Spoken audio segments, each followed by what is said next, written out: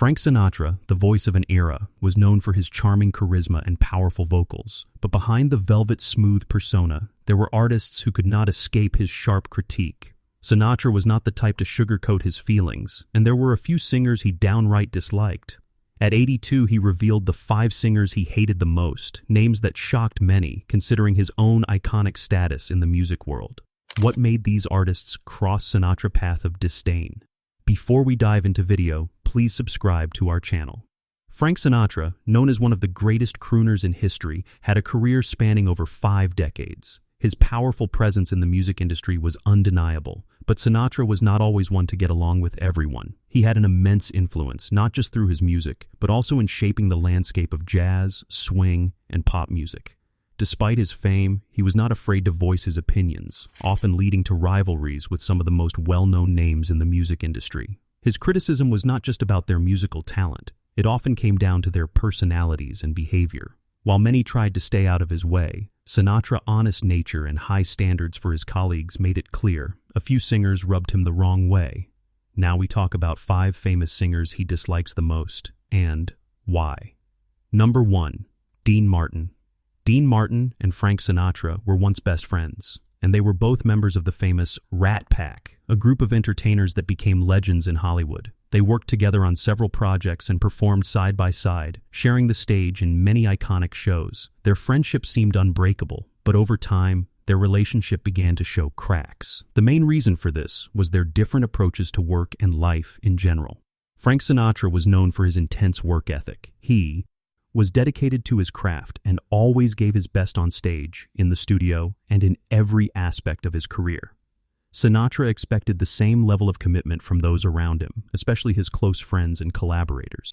However, Dean Martin had a very different approach. Martin was more laid back and often seemed less interested in putting in the same amount of effort that Sinatra did.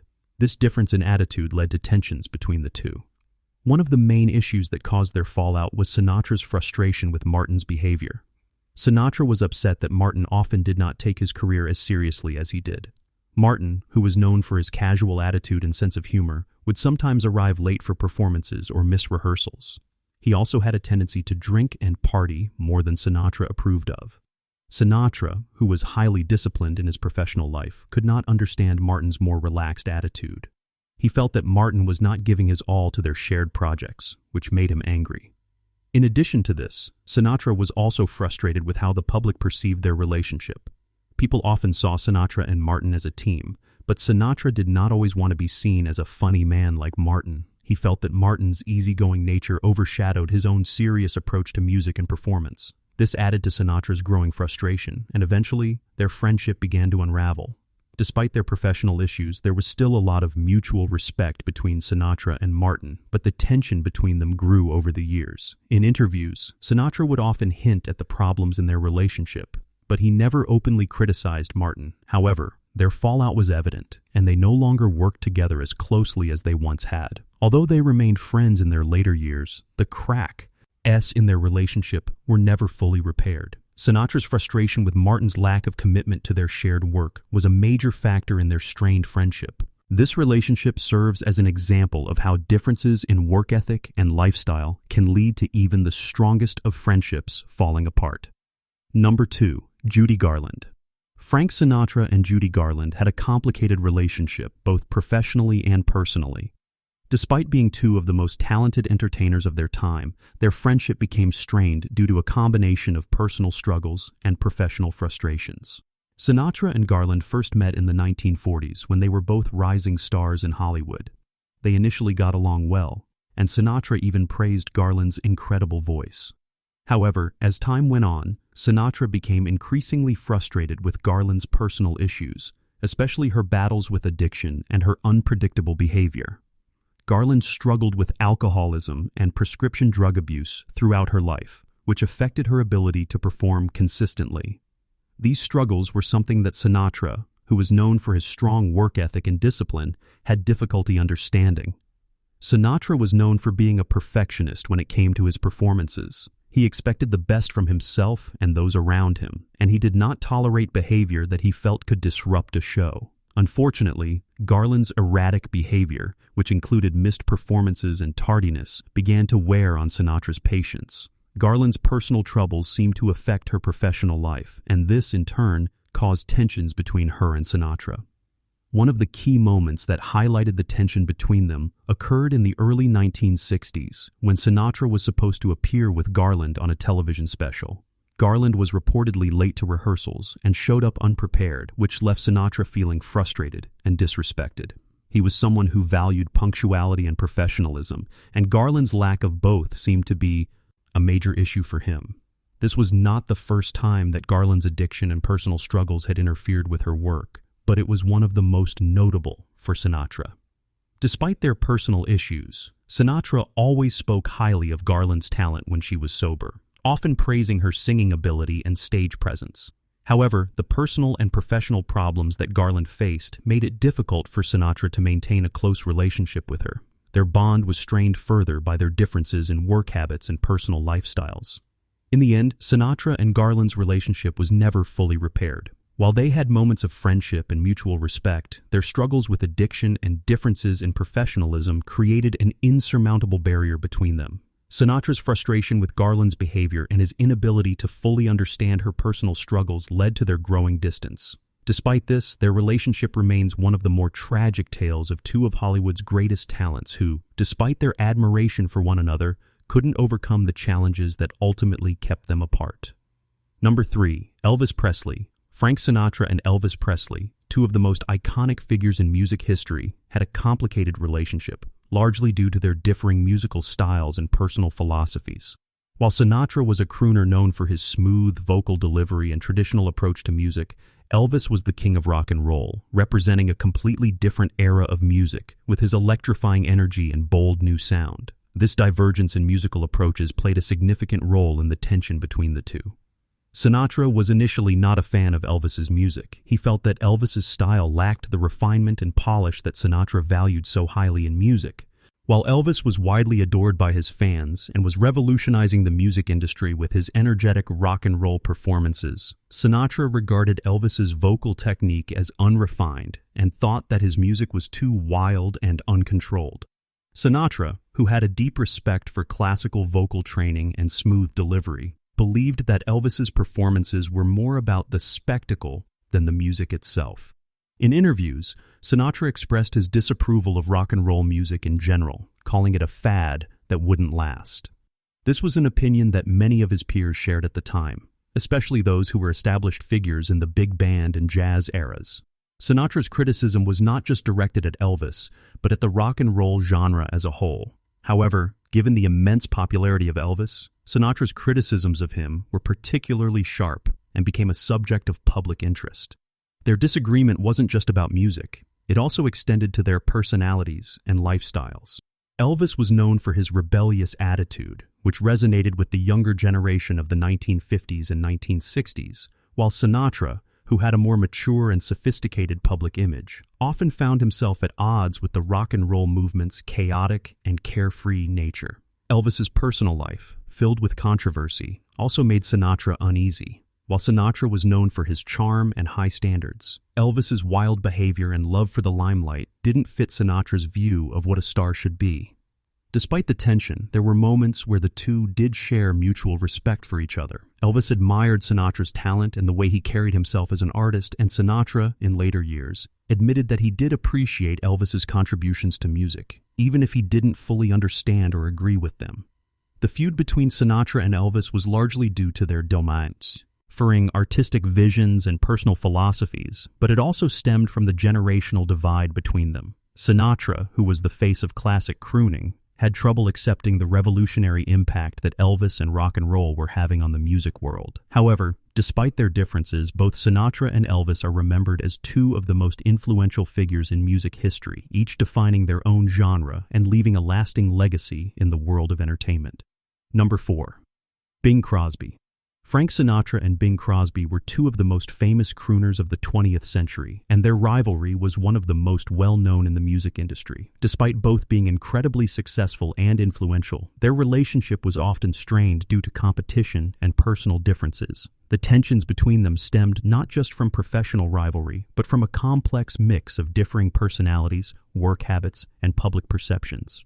Sinatra greatly admired Crosby in the early stages of his career. Crosby was already an established star when Sinatra began his rise to fame, and Sinatra often credited Crosby as an inspiration. However, as Sinatra's career progressed and he gained more recognition, he began to feel a sense of competition with Crosby, particularly when it came to their popularity and influence over the music world. Sinatra, who was known for his drive and ambition, was eager to prove himself and establish his own identity in the industry. One of the key issues that created tension between Sinatra and Crosby was their different styles of performing. Crosby was known for his relaxed and easygoing delivery, while Sinatra's approach was more polished and emotional, focused on perfecting every note. Sinatra, who was always a perfectionist in his music, often felt that Crosby's more casual style was less sophisticated, leading to frustration. He felt that Crosby's laid-back approach to music was overshadowing the serious artistry that Sinatra was trying to bring to his performances. Another source of tension between the two was their contrasting personalities. Sinatra was known for his fiery temper and intense work ethic, while Crosby had a much more easygoing demeanor. Sinatra's impatience with Crosby's more relaxed approach to life and work often led to disagreements. While Crosby preferred to take his time and enjoy life, Sinatra was driven by his desire to achieve perfection in his music. This difference in attitude towards work and life made their interactions increasingly difficult. In addition to these differences, there was also a sense of rivalry regarding their fan bases and public images. Sinatra, with his rising fame in the 1940s and 1950s, began to challenge Crosby's dominance in the music industry. The media often compared the two, creating a sense of competition that only fueled their animosity. Sinatra, who had a more modern and youthful appeal, was gaining popularity among younger audiences, while Crosby remained associated with the older, more traditional style of crooning. Despite these tensions, there were moments when Sinatra and Crosby worked together, and Sinatra did acknowledge Crosby's influence on his own career. However, their rivalry never fully disappeared. Sinatra's ambition to be seen as a more serious artist, combined with his frustration over Crosby's laid-back style, kept them at odds for much of their careers. In the end, their rivalry remained one of the most notable in the history of American popular music, highlighting how competition and differing artistic visions can create tension even among two of the most talented artists of their time. Number 5. Paul Anka. Frank Sinatra and Paul Anka had a long and successful professional relationship, but their friendship and collaboration took a significant hit over a single song, My Way. Paul Anka wrote the lyrics for this iconic song, which Sinatra would go on to make one of his signature tunes. Despite the song's immense popularity and success, the story behind it is not as harmonious as many might think. The tension between the two stars stemmed from Sinatra's mixed feelings about the song and the way it came to be. The problem began when Anka presented Sinatra with My Way in 1967, a time when Sinatra was at a crossroads in his career. Anka, knowing how talented Sinatra was, felt that the song could become a huge hit. He wrote the lyrics specifically with Sinatra's voice in mind, tailoring the words to fit his iconic style. However, Sinatra's reaction to the song was far from enthusiastic. Sinatra initially wasn't sure about My Way, even though it was presented as a piece tailor-made for him. Sinatra, who had spent much of his career carefully crafting his image as a sophisticated and emotionally driven artist, wasn't immediately comfortable with the song's bold, reflective, and almost self-indulgent lyrics. At first, Sinatra was hesitant to perform it. He wasn't sure if the lyrics, which could be interpreted as overly self-congratulatory, aligned with his image, or if they truly resonated with him. Sinatra, who had always prided himself on his humility and professionalism, was concerned that My Way might come off as too egotistical or self-centered. His discomfort grew as the song gained more attention and success. Despite this, Sinatra eventually agreed to record it, and My Way became one of his greatest hits. But even as he performed it, there was a part of him that struggled with the song's meaning. As the song became more popular, Sinatra began to feel that Anka had pushed him into recording it for his own commercial benefit, rather than because it was a song that truly reflected Sinatra's artistic vision. Sinatra felt that Anka, who was still a relatively young songwriter at the time, had not fully understood the complexity of Sinatra's persona and career. Sinatra, a seasoned artist with decades of experience, felt that Anka was exploiting him for his own gain, even though My Way was undeniably a success. The tension between the two stars came to a head when Sinatra began making critical comments about the song. He was vocal about the fact that he didn't feel entirely comfortable with it, and he resented the fact that the song was becoming more associated with him than with the true meaning he wanted to convey in his music. Anka, who had originally been excited about writing a song for Sinatra, was hurt by Sinatra's criticism and the strain it put on their professional relationship. Despite the tensions, Anka and Sinatra remained friends over the years, and the song continued to be a massive success for both of them. However, the behind-the-scenes conflict surrounding My Way highlighted the differences between the two stars. Sinatra, with his perfectionist approach to music and his need for personal authenticity, wasn't completely comfortable with the fame that My Way brought him, even though it became one of his signature songs. Meanwhile, Anka, who saw the song as a masterpiece, felt that Sinatra's reluctance to fully embrace it created unnecessary tension. In the end, My Way became a defining part of Sinatra's legacy, but the story behind it is a reminder of how even the greatest of collaborations can sometimes be tainted by personal differences and differing artistic visions. Sinatra's reluctance and Anka's frustration made this song not just a musical triumph, but also a symbol of the complex relationships that often exist behind the scenes in the world of show business. In the end, despite their differences and occasional rivalries, each of these singers left an undeniable mark on the music world. Frank Sinatra, with his sharp standards and perfectionist nature, had a unique relationship with each of these artists, shaped by competition, personal clashes, and differing artistic visions. While tensions may have marred some of these collaborations, it's clear that the mutual respect for talent was always present. Sinatra's legacy remains untarnished, a testament to his unmatched influence and his ability to navigate both the highs and lows of a legendary career in the ever-evolving world of music.